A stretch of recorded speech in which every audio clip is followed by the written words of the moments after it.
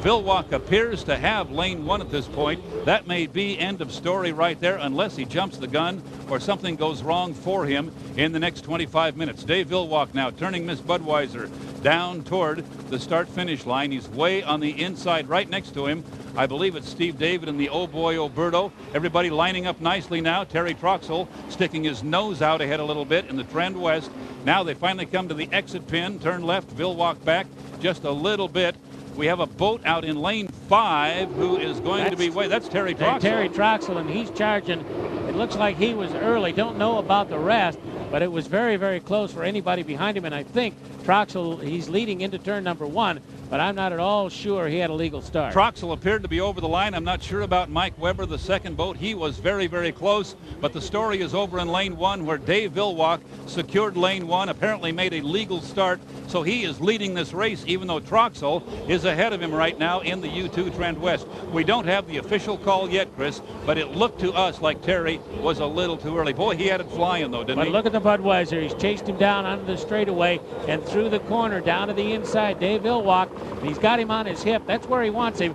And as they straighten it up, the shoot speed may make a big difference here, even though Troxel's been plenty quick with that boat today. And now we get the official word. We do have one gun jumper. Terry Troxel out ahead of the field, just a little too far. He really had it flying. Had he been legal, he could have been tough here, although Villwock appears to have been able to go by him anyway on the inside. So the only boat penalized is Terry Troxel in the U2, the Trend West. Boy, it's running well, though. He's running in second place right behind Villwock, and nobody's catching him. That's Villwock ahead right there. Terry Troxel in second place in the Trend West, but he's really back in the field. He'll have to run an extra lap. His position on the course is second, and he's going very, very well.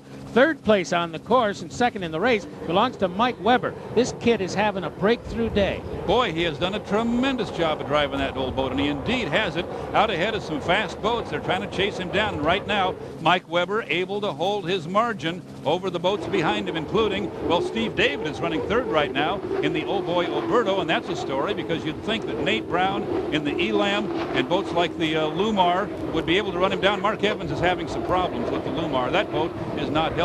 He might have got a gulp of water, Chris. Yeah, that may be it for him in terms of winning this heat. He was off the pace anyway. I'll tell you, I haven't seen a smile as wide as that on Steve David in a good long time, not from that camp. They've had a star-crossed season so far, but this weekend it looked like it was going to be the same thing on Friday, and they've turned it around. Well, I'll tell you, Steve David and the Oh Boy Oberto and Mike Weber in the Grand Central Casino have hooked it up for a great boat race here for second place. It looks like they're racing for third and fourth on the water, but remember, a one-lap penalty for Terry Troxel too early at the start. This race for second and third could go down to the wire, however. We're on lap 3. Dave Villwock cruising. He has a couple of rooster tails on the second place boat. Appears to be getting a pretty rough ride there, but that's sort of status quo for these boats, Chris. That's how they go fast, skipping across the surface. What a sensational shot that is, though, in its own way, a definition of what this sport is.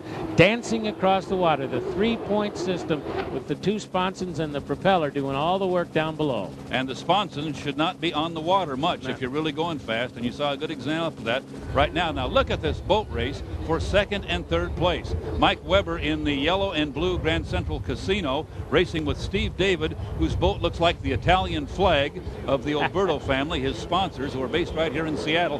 Weber with a little bit of an advantage right now, but Steve David has the inside. Weber has to run outside the wake of the boats in front of him. Steve David, well, now he gets into a wake, and that's going to hurt him a little bit. It looked like he had a chance to use the inside to an advantage, but it's going to get rough in there, and that might help Mike Weber. Yeah, Weber stopped the advance of Oh Boy Oberto with the help of the water, and now on the chute, holding up just fine as they storm back toward the front, and it's going to be Mike Weber, it would appear, in second place, and that's going to be a wonderful moment for that team, particularly when you think about the crash not so far back in Madison, Indiana. The final lap is underway. Miss Budweiser and Dave Villwock have it under control. The Trend West, running second on the water, is actually back in the pack. The race is for second and third between Steve David and the Oh Boy Oberto, and it's not over yet.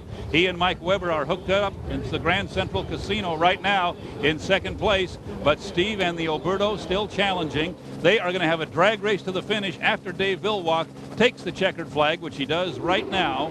He has won this race at Seafair as it appeared for the entire 5 laps he would. But watch this race now for second place. It's going to be very, very close. Well, Mike Weber's going to hang on. And that's a great finish for that team to hold off a hard-charging Steve David in the Oh Boy Oberto. If you had told Mike Weber this morning, I'll give you second place, you stay in your truck, he'd have taken it in a minute. What a great job for that team. And Nate Brown will bring it home. The U16 Elstrom in the next position down the list. That'll be 4th overall. And with number 8, the Lumar of Mark Evans slowing down and shutting down on the course, Terry Troxel may get around there and actually salvage 4th place or 5th place out of this heat. Mark Evans was very fast in that yellow Lumar boat, but he started and stopped a couple of times, and it cost him a lot of position on the race course. So it's all Dave Villwock and Miss Budweiser. Joe Little's first win in Seattle, a place where his dad, the late Bernie Little, won many, many times. I know this will mean a lot to Joe. They've had a checkerboard season, Chris. They had a heartbreaker, the opener in Evansville, came back with a vengeance in Madison, did not look great last week in Tri-Cities, Washington, running back in the pack, and now they come back and win here in Seattle. A look at the final standings. The 2003 GM Cup at Seafair in Seattle is in the record book. Great racing, particularly back in the field. The champion has been crowned in the Budweiser camp. We'll go down there when we return. Well, Dave, this is a platform you've visited before here in Seattle, but I have to believe that the feeling never goes away. No, this one's special. Like I said, this may be my mom's last Seafair, so she's at home, and you know, we were just happy to get a couple of heat wins and to come in here, and luckily some other guys were just in a little bit in the wrong place, and I happened to be a little bit in the right place, and we got the Miss Budweiser accelerated, and you know, just the crew set up the boat so good to get through the rough water. You know, you got to do that here. You have to get through the lane 1 or 2, and you got to get through with a lot of boat speed, and the boat was set up to do that. So I hung back and slingshot up to the start and gave it all she's worth, and luckily today that turned out to be a win for us. Well, it was beautifully done, and Joe, that's 7 for this man, 16 for the team, and 1 for you as the owner, and I think you admire him even more. Well, there's no doubt about it. He's an expert, he's a champion, and it's part of the whole family, the whole crew, team, Budweiser. We go out to win and win big, and that's why we came here. Yeah. Well done, gentlemen. That's right. But on the other hand, we are a family too, you know, and we're having to change our future. Bernie's not here. We miss him terribly, but you know, Bernie's really brought this group together. He spent some 40 years putting us together, and we're here to make him proud. That's right.